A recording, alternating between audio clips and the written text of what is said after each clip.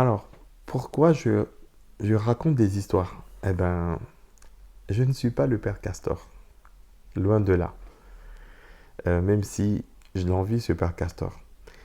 Je raconte des histoires parce que les histoires, c'est quelque chose qui nous marque. Quand on était enfant, on adore, on adorait les histoires.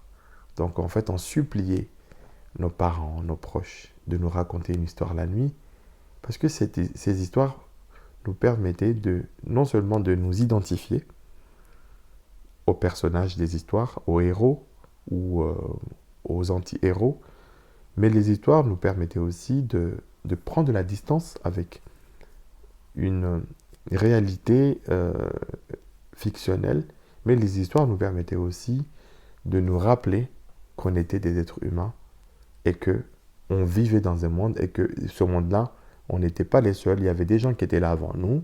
Il y a des gens qui viendront sans doute après nous.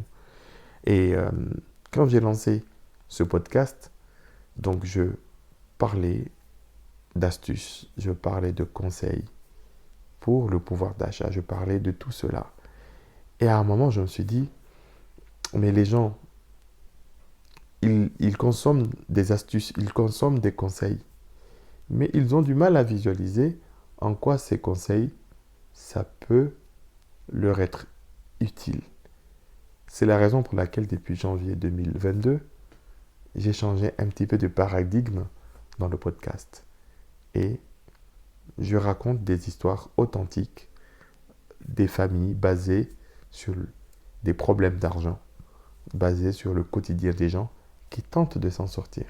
Et ces histoires, elles sont racontées, je les raconte sous forme de petites histoires courtes, de moins de 10 minutes, mais aussi je raconte parfois à travers une série, à travers une fiction sonore, en 10 épisodes, une histoire, une grande histoire avec des mini-histoires à l'intérieur, avec une suite chronologique où on va mettre plus que des mots, on va en mettre en scène une situation où je raconte en fait une histoire authentique en relation avec un problème de gros sous ou de petits sous, des problèmes d'argent, de montants importants comme de petits montants.